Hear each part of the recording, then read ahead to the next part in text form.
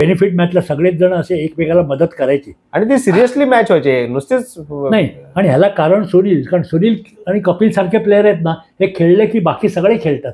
शशिकांत खांडकर स्वतः मुंबईत आले होते मला वाटते आणि सचिनला थँक्यू म्हणण्यासाठी सचिनच्या घरी गेले होते. घरी आले ते काय झालं, तो म्हणजे काय झालं, मॅच सगळी फिक्स झाली आणि मुंबईला आले ते. मला म्हणाले आपल्याला सचिनला भेटायचंय.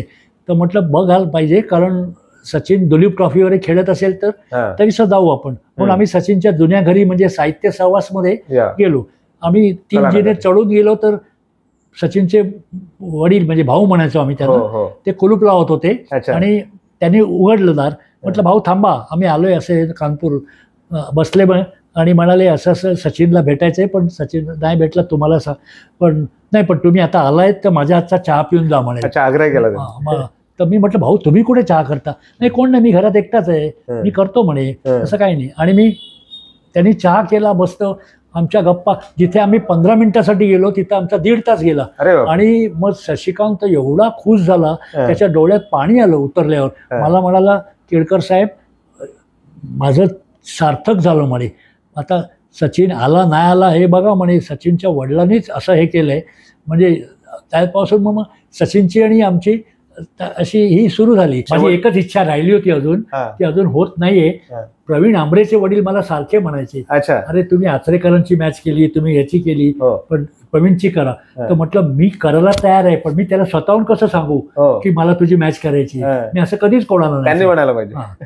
पण ते समोर झाली नाही. आणि आता वयोमानाप्रमाणे तो सुद्धा आता एवढा बिझी आहे, हो नाही. पण माझी जाम इच्छा होती त्याची, कारण त्याच्या वडिलांची जाम इच्छा होती. कारण त्यांनी बघितलं मी आचरेकर सरांची त्याच्या मॅच कशी ऑर्गनाईज केली होती काय वगैरे. लकीली आम्हाला माहित नव्हतं, आम्ही नाव सुद्धा ऐकलं नव्हतं, सचिनच बॅटिंग करत होता तिथे. हा तिथे.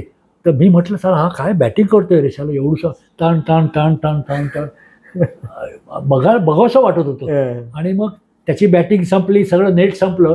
मग आम्ही दोघं जण आचरेकर सरांना भेटलो आणि मग आचरेकर सरांना विचारलं की मी अशी अशी खालच्या डिव्हिजनची एक टीम घेतोय, तर मला हा प्लेअर मिळेल का?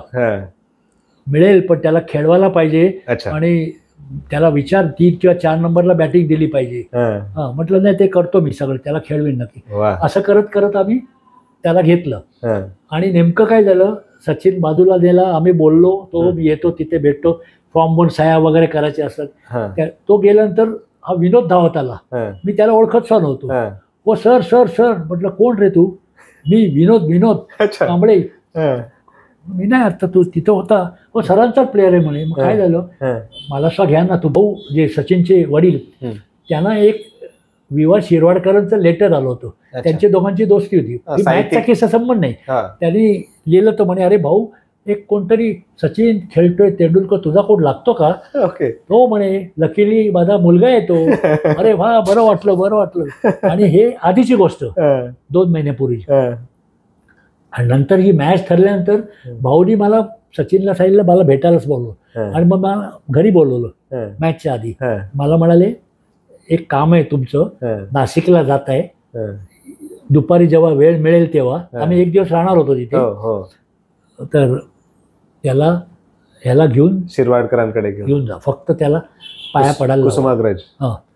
बरं म्हटलं, काहीतरी ऍडजस्ट करून मी जातो म्हटलं. तेव्हा काही टीव्ही कॅमेरे वगैरे काहीच नसायचं, फक्त सिक्युरिटी द्या असायची याला. आणि तसं करत करत आम्ही तिथल्या कमिशनरला सांगितलं मला एक गाडी द्या आणि एक सिक्युरिटीची व्हॅन द्या, तेवढी. ह्याला घेऊन जायचंय तिकडे, माझी जबाबदारी, मी आणतो, 1-1.5 तासात परत येतो.